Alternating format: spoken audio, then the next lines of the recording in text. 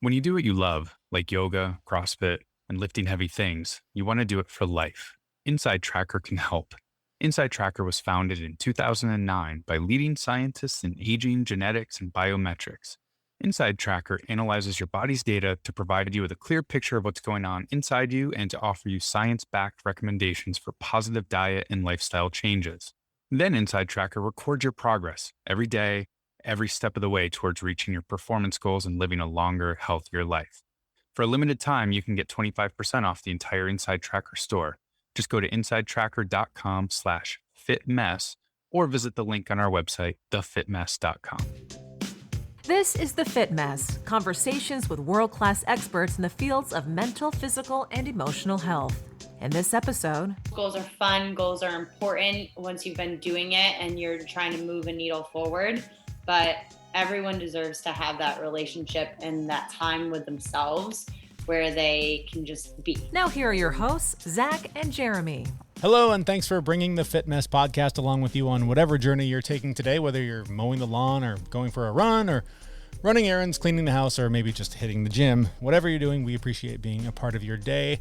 Today, we are going to cover a lot of ground for anyone looking to start a better physical fitness routine. And we'll begin by talking about why yoga can be such a great place to start and why sticking with it will also help you do the inner work that in many cases can be more important than the outer work.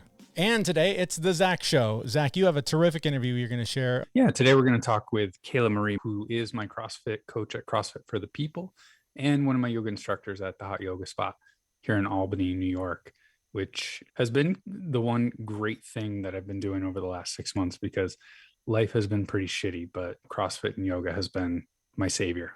You've referenced yoga a number of times in the few years we've been doing the show. What is it about yoga that's so helpful for you? Why is it your go-to?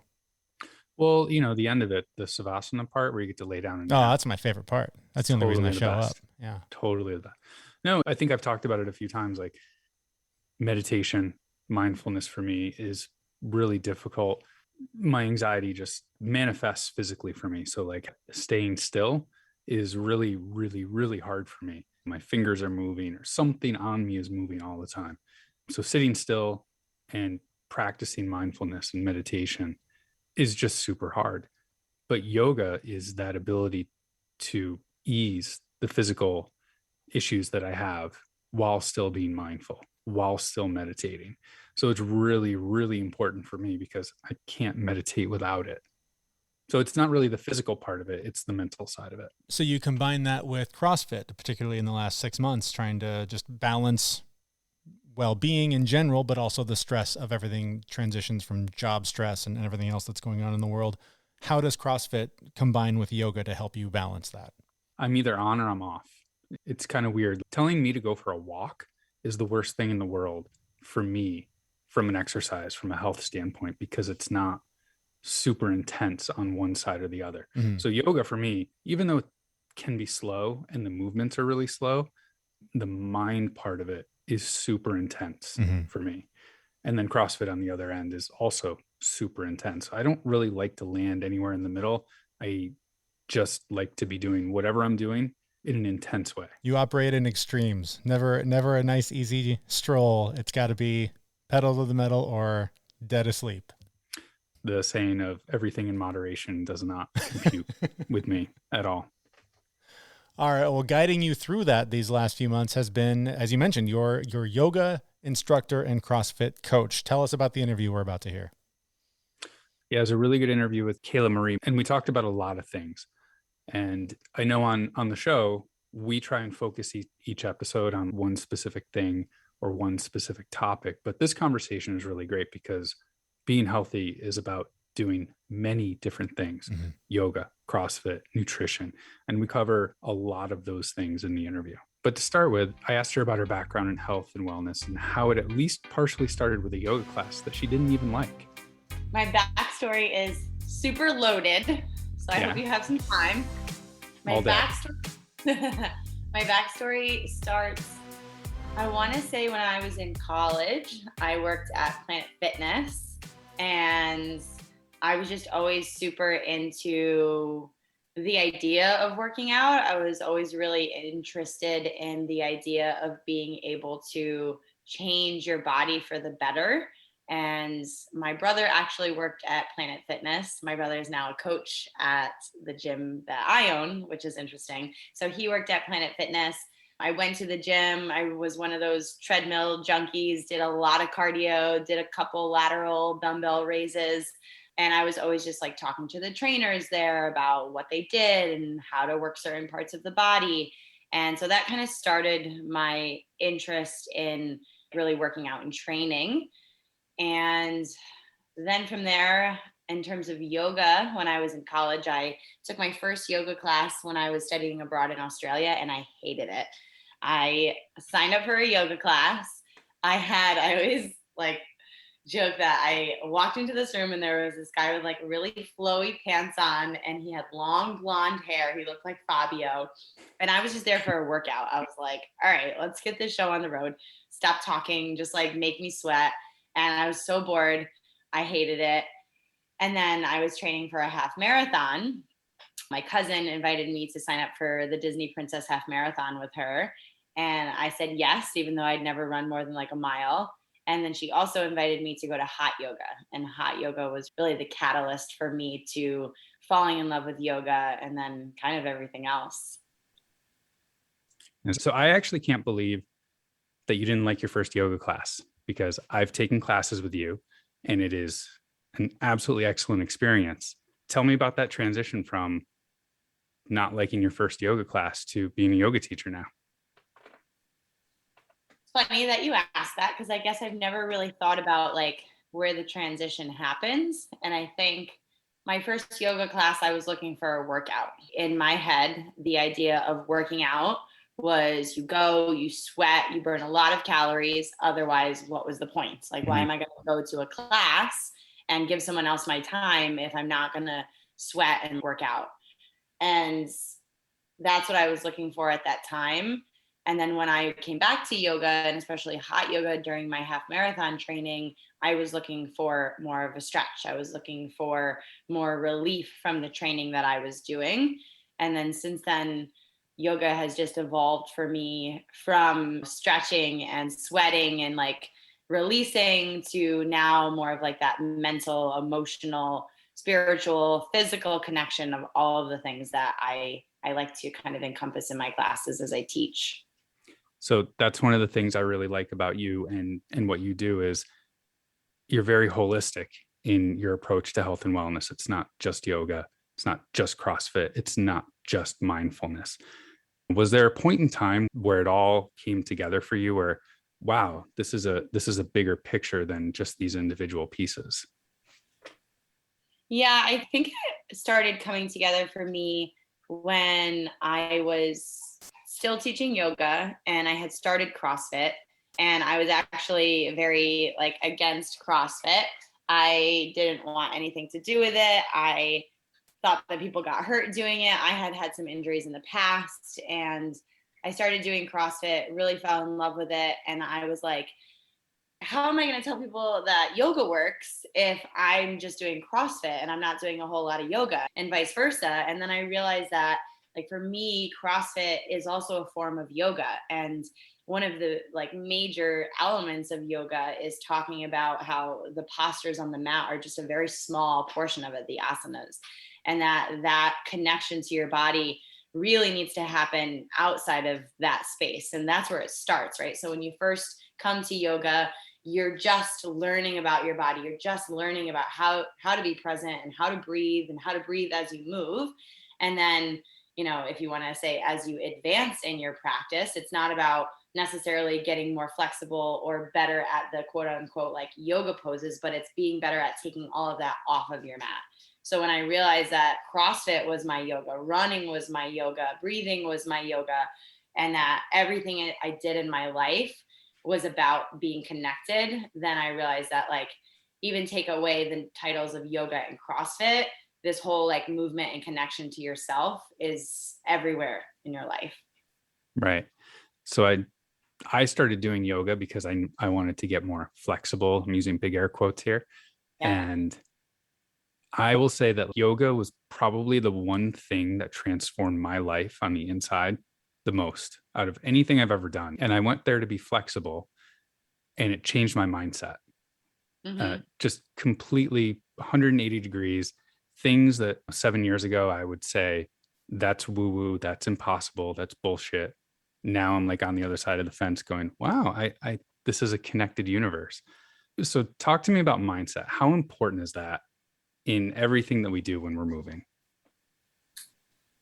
Well, it's everything. I mean, it completely transforms the way that you move. It completely transforms the way that you think about your movements and your body and the goal, what's been accomplished. And it's funny that you say, like, you started yoga to become flexible and then it changed your mind. And one of the things that we talk about in yoga is that flexibility is so much more than physical flexibility. Like, how flexible are you in your thoughts? How flexible are you in your views of the world? How flexible are you with your significant other? Is everything just black and white? Are you just trying to like force everything in your life, from your yoga poses to your mindsets and your views, and forcing them on other people? Or are you flexible? And when you become softened, like physically in your hot yoga practice, but mentally just to being open to other things in the world and not just being one way, that completely changes your life. Let's switch gears a little bit and talk about CrossFit and the actual physical working out. I know I went to a class this morning with you and it was, we'll say unpleasant, but it was good for me. But we were talking the other day and you were mentioning movement, and I immediately went to mobility and how and being more flexible. And that's not actually what you were talking about. So, can you talk about like why it's so good for us to just move and why it's important? And it's not always about mobility, right? Yeah. I mean, movement is medicine for so many reasons. From the mindset of like an object in motion stays in motion in your life. Once you stop moving, your body, your muscles, your joints, your tendons and ligaments, they stiffen and they tighten up, and then you're more prone to injury. And, in the later stages of life, what happens when you get injured? We all know, like, it's a quick decline as you get older if you don't continue to move. But also it brings you into the moment. I think CrossFit is definitely more strenuous in some ways than yoga. And it's that challenge, and it's that constantly evolving task at hand, or whatever it is that you're working towards or focusing on, that pulls you back into the moment, like some other things just can't do. And it's such a unique experience for everyone, because everyone has a different body, everyone has a different list of injuries, everyone has different ailments, and so everyone's experience is different.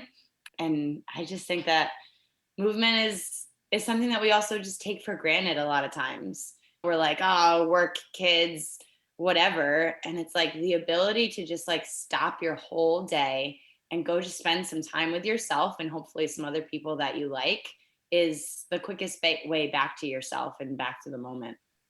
Right. I remember once when I hurt my back, it was a weird injury where like it would spasm every time I moved. So I was literally in bed for like 4 days. And I Mm. remember that being just the worst because I couldn't even walk. I couldn't move at all. It was terrible. And I remember like when I started moving again, I was like, wow, these simple things like taking a step, going down the stairs, playing with my daughter. I was so grateful for just those basic movements. Yeah. Years ago, I read the story, and it was about this woman that ran marathons, and she had someone in her life who had like an accident or an injury, and she was in a wheelchair, and she said that she ran because her friend or sister or whoever couldn't. And so I always try to think of that, like on the days when things hurt or the days when I don't want to, I'm just like, there are people that would give anything to be able to go run a mile. And if I'm just going to like take that for granted, I just feel like that's really selfish of me. Yeah. Yeah. It, sometimes you have to have those thoughts just to get yourself out the door. I know Yes. leaving to go to the gym is the hardest part for me. Once I'm Yeah, there, it's okay. It's just totally. that initial part of just getting up. And I go to the early class, so getting out of bed is always difficult, but Yep. that's even if I'm not going to the gym, that's difficult. We're So always going to want more sleep, right? We're always going to want more sleep. There's always going to be more things to do that are just going to keep piling on. So it's like, just get there. yeah, I know. It but you have to have time for yourself, right? There's sleep, there's working out, there's other people. How important is that to you? Like just making time for yourself and taking that time out to be with yourself and take care of yourself before you're taking care of others. It is everything. It's absolutely everything. And just like anyone else, there are most days I feel guilty, right? Mhm. And I tell people all the time, you have to take time for yourself. People tell me all the time, I have to take time for myself. But anytime I'm working out, I'm like, there's so many other things that I could be doing. Like, this would make me a better business owner. This would make people more happy. This would make the bathrooms cleaner. This would get that thing done. And I just have to remind myself, like, nope, those things are always going to be there. You enjoy this time and like really appreciate this time because it's hard. Mhm. So is diet and telling people about what to eat, is that ever going to come into play for you? No. No. I am not a nutritionist. I am not a dietitian. I do give guidance in the way of more so, I feel like people struggle the most with food when they think about it as like a reward or a punishment or like something that needs to be fixed or something that has like a hard line. And when I talk to people about nutrition, I'm just like baby steps, just like add one thing or just do one thing today, and just like talking to people about being patient with themselves and with the process. But I do try to direct people to licensed individuals when it comes to like actually telling people what to eat for those types of things. Well, then I'm curious, like, what do you eat then? What keeps you going every day? Well, you can see my refrigerator behind me right now. And if I opened it, you would see on the freezer side, Kodiak cake, flapjacks, waffles. Those are my like token breakfast items, the protein waffles and pancakes, because they're quick. Mhm. I don't think that they're the healthiest thing in the world for me to eat, but with my lifestyle, I need a lot of carbohydrates and protein. So that's usually what I have for breakfast. You would also find creamsicles. Creamsicles are my guilty pleasure in the Fantastic. city. I love them. Like, name something better than a creamsicle on a hot day. I'll wait. And two is one serving. So Oh, that's doesn't make better. That's even better. yeah. Yeah, I don't know how they got away with that, but like you actually have to open two creamsicles in order for it to be one serving. So that's like a cheat in life. And then I just try to eat fruits, vegetables. I'm big on like frozen vegetables because they're actually in a lot of ways better for you because they flash freeze them. So they're packed with more nutrients than a lot of times what you would buy on the shelf in the grocery store. So I'll like prep some chicken for a couple of days. I'll get like chicken sausages. I do eat red meat, but I try not to eat a whole lot of it. So I'll do like ground beef for tacos or steaks, but I'm not super strict on what I eat. I just try to eat real food. Nice. I've always subscribed to the 80-20 rule. As so long as I'm eating okay, like 80% of the time, it's okay to indulge occasionally. Is that Yeah. is that kind of how you roll too? Absolutely. I've tried all of the counting. I've tried so many different things in like trying to manipulate like my body composition, and they all just made me super stressed, and they all just failed because I'm a take it one day at a time kind of person, and I love food. I love delicious food. Hmm. I'm I never going to stop eating ice cream. I hear you. I joke with people all the time that like the main reason why I work out and I try and stay healthy is so I can eat Yeah. more than I should.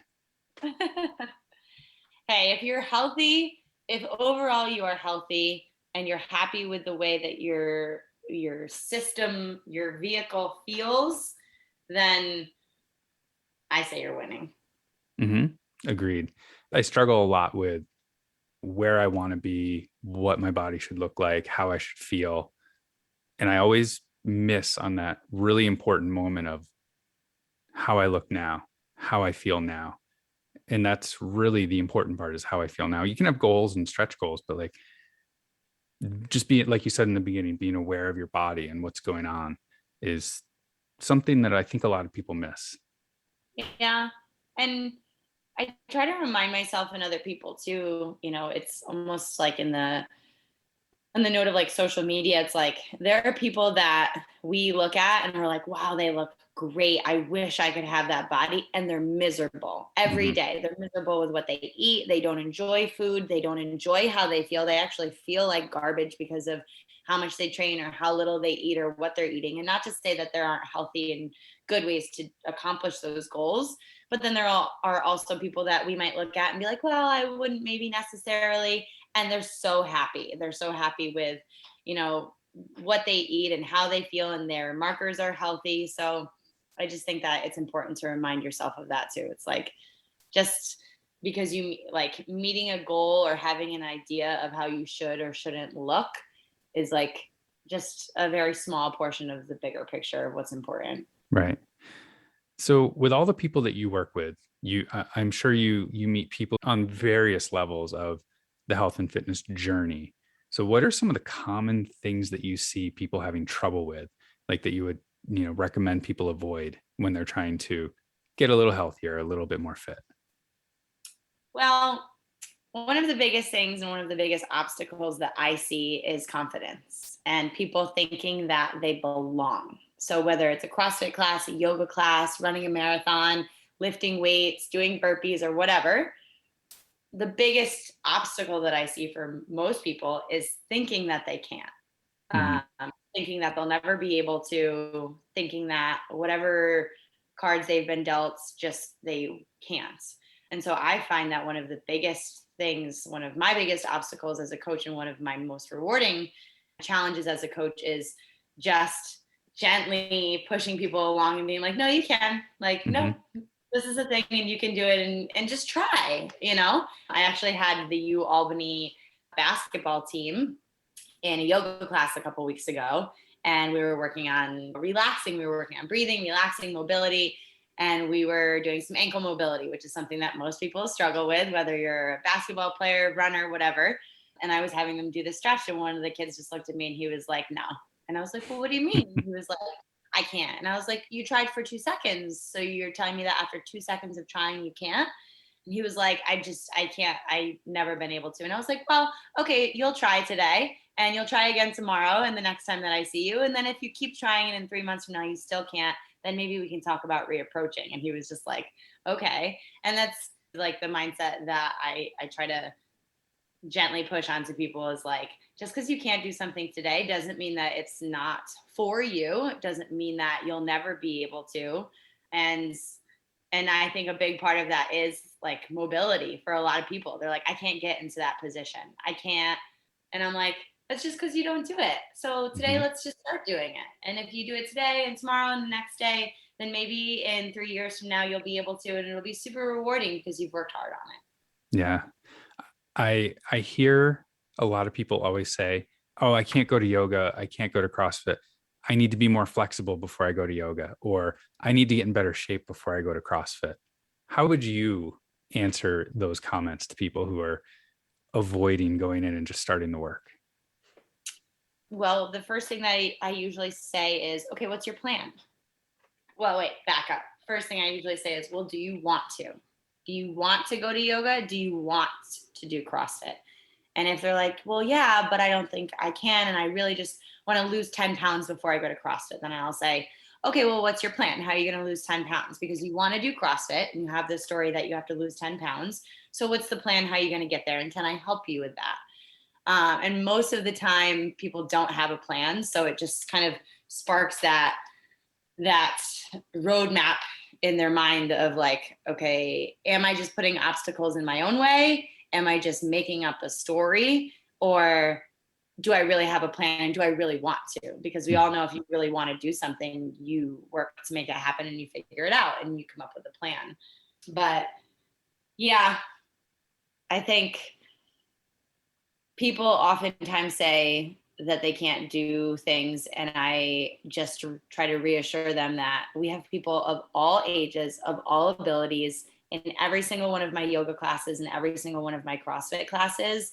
And if you are in the right place with the right coaches or the right teachers, you will feel accomplished no matter what your level is. Like, we'll figure something out for you to feel like you worked on something and that you achieved something. Yeah. And I can testify to that because I have historically been like super competitive. So when I can't do something, I get really upset with myself. But Mhm. I have felt so comfortable in your gym and even in your yoga classes, doing things where in my mind, I feel like I'm not doing enough or there's not enough weight on the bar. And I feel super comfortable doing it with all the proper support and guidance. So I'm very appreciative of that. So thank you.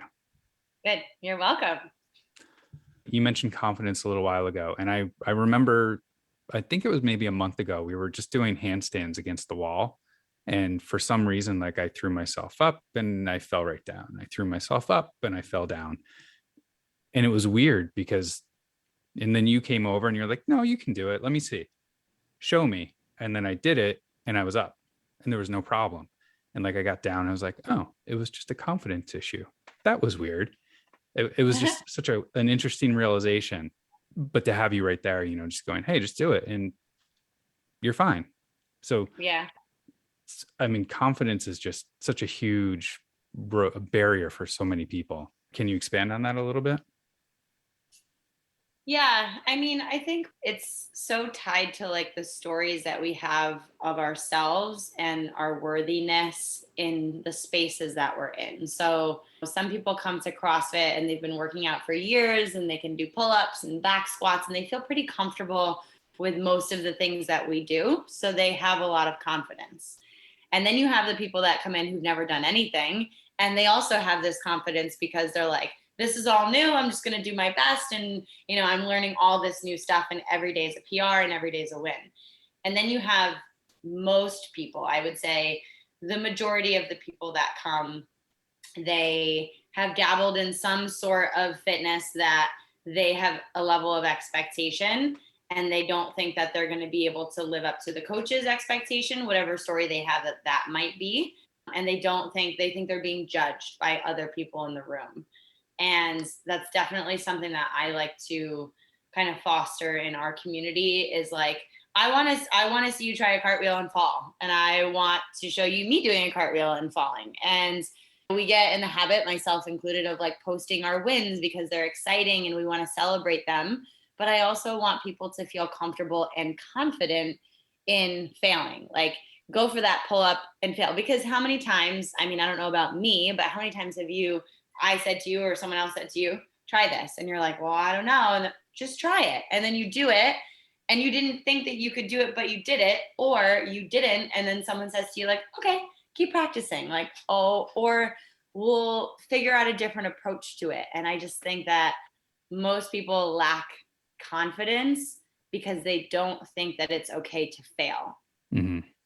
Like confidence in the fact that failing is okay, if that makes sense. Yeah, it totally does. That's one of the things that I had to learn the hard way, that it's okay to fail. It's how you respond to the failure is really what's important, right? Do you get back up, try again, and keep going? These are things I try and instill in my daughter all the time because she gets upset when she can't do something the first time perfectly. And that's just being normal. That's how most of us are. But also I think, this is a conversation I often have with people with longer term goals. Like one of our coaches, Kelsey, she focuses a little bit more on Olympic weightlifting and she has these big goals. And she also has small goals, like weekly goals for different movements and different weights. And we're always having the conversation of like, this is a big picture thing. This is like, you want a 200-pound snatch at some point in your life or in the next 3 years. You know that it's not going to happen this week. So, you have your little goals of like, okay, I'm going to lift this today and this tomorrow and this the next day, but progress isn't linear. So it's just like reminding yourself and reminding other people that you have to look at the big picture, and success in whatever it is that you're trying to do is likely going to happen after 10,000 hours or after 10 months or 10 years of training for something, not every single day, every single time you approach the bar or whatever it is that's the task at hand. So you're saying I actually have to devote a lot of time to like being healthy? Not really, actually. It's like everyone has the same number of hours in the day. Mhm. And everyone has the same opportunity to make the same decisions, whether it's what you're going to eat, whether or not you're going to wake up 10, 20, 30 an hour early, move your body, whether you're going to read before bed, whether you're going to do some breathing exercises and relax. If you incorporate those things into your life, it doesn't take extra time. It just becomes your life, Mhm. That you makes know? sense. Yeah. I've talked to a few people where like they would scroll on their phone before they went to bed, Mhm. or like get into bed and look at their phone, and then 2 hours goes by, and that's 2 hours that you could have been sleeping or Yeah. recovering. And then you wake up the next day and you don't feel good, and then you keep going and you do the same thing, and it gets worse and worse, and kind of goes down into a hole. And I've experienced all of that myself, and it's hard to get out of that. It's a big struggle to get out of that hole. So what would you say to somebody who's like, I don't know what to do to get out of this? What would you tell them to do? I know it's all very situational, but like, what are some things that you would think of?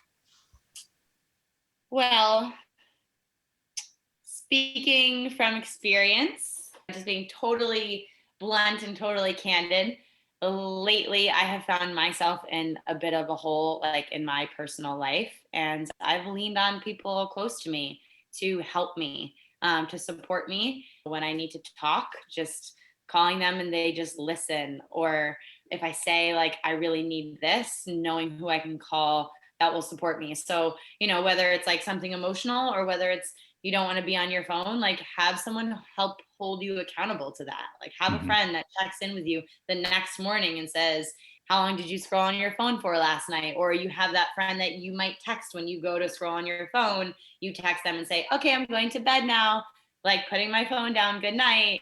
Hmm. um I think that because in most of our struggles in life, they become most challenging when we think that we're alone.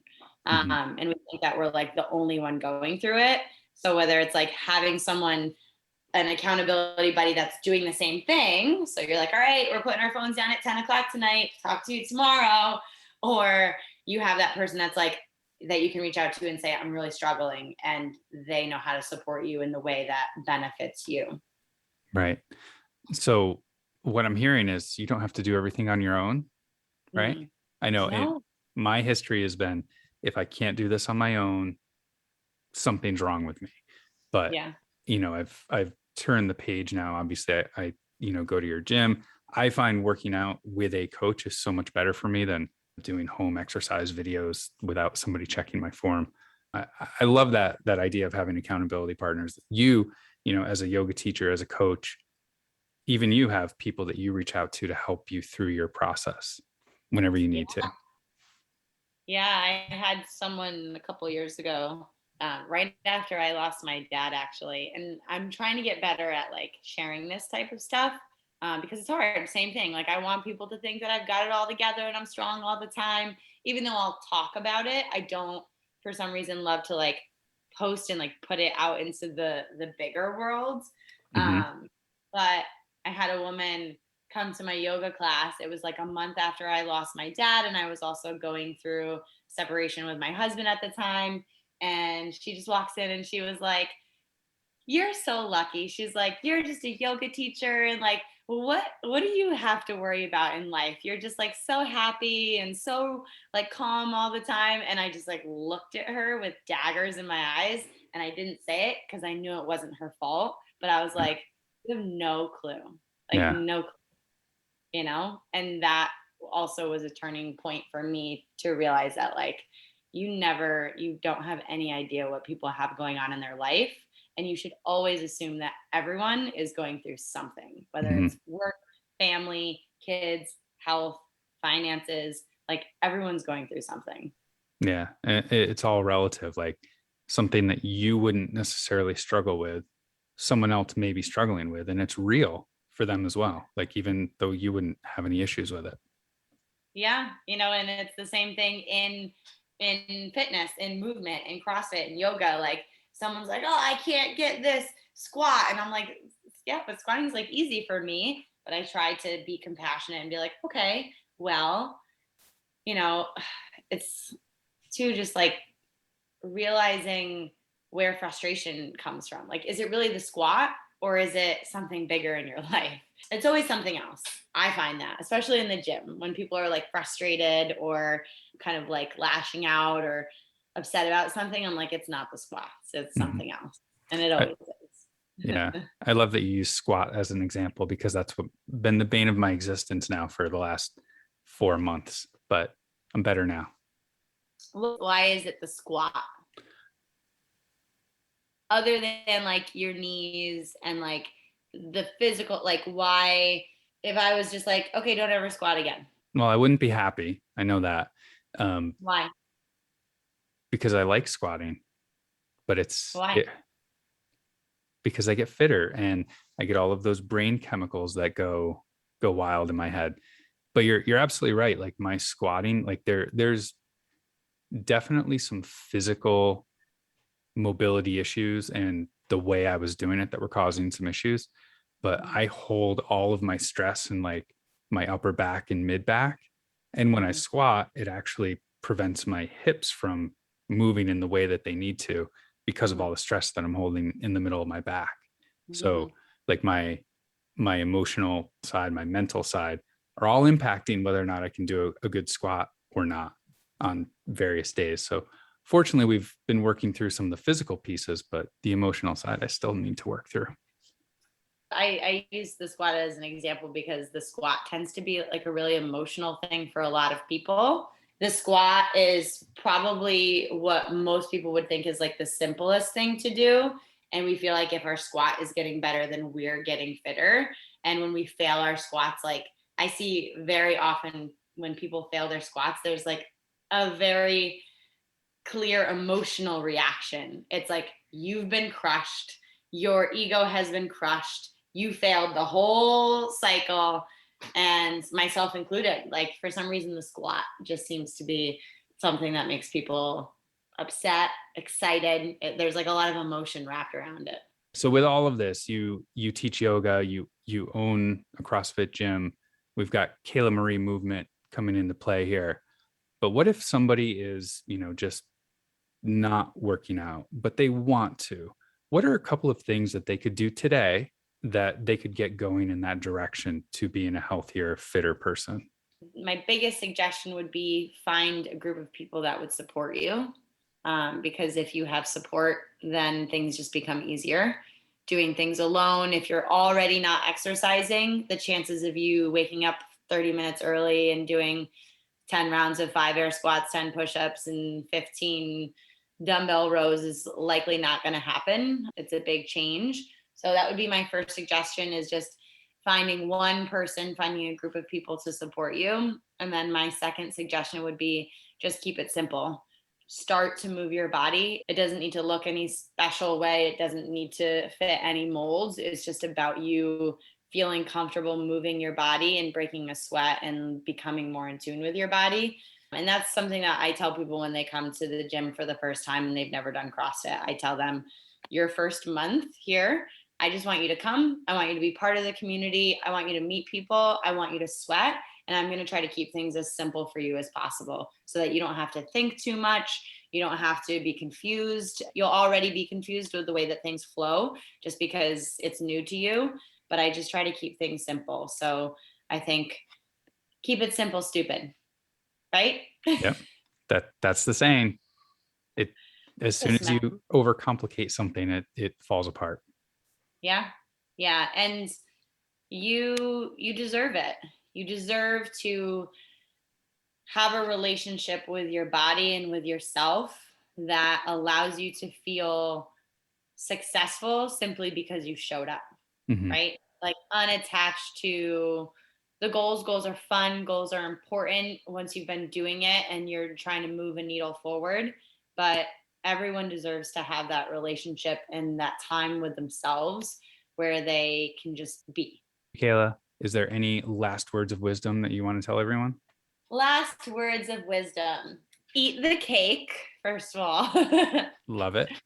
Dessert first. That's my MO. Dessert first. Okay, this is a lot of words. Dessert first, because it's important to just enjoy life and just be kind to yourself. No matter what you do, no matter where you are in your life, the best way to get to where you want to be and to move forward is to start just by being kind to yourself. Nice. Thank you. Thank you. That was Kayla Marie, Zach's actual yoga instructor and CrossFit coach. You can find links to her and her gym and her yoga studio on our website, thefitmess.com. While you're there, we want to encourage you to follow us on Facebook, where we will soon be opening an exclusive Facebook group to our followers to offer content you can only find there, some accountability tools, challenges to reach your goal, and ways to be an active participant in the show.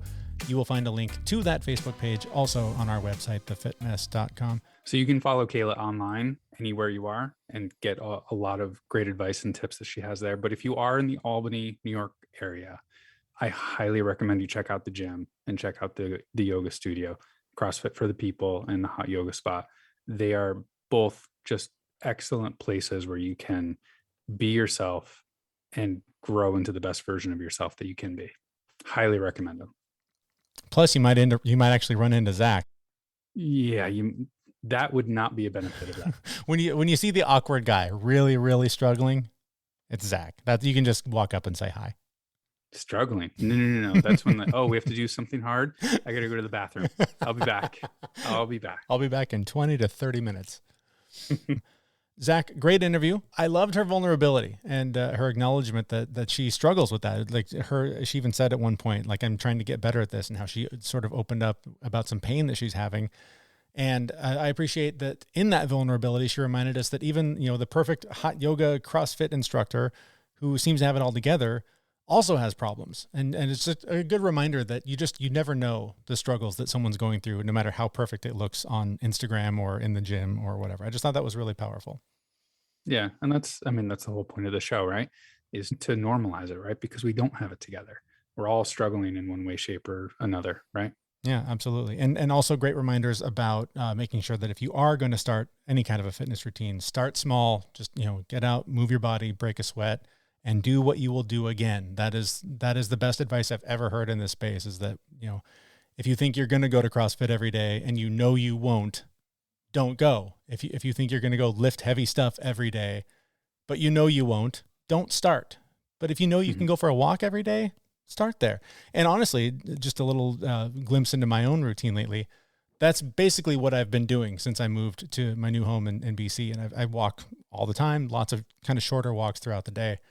But in the last few weeks, I've noticed that I have more energy, and I'm getting a glimpse of what it's like to be you, Zach, because it's not enough. I can feel that like I need to push more. So I actually went for my first run it's been a couple of months.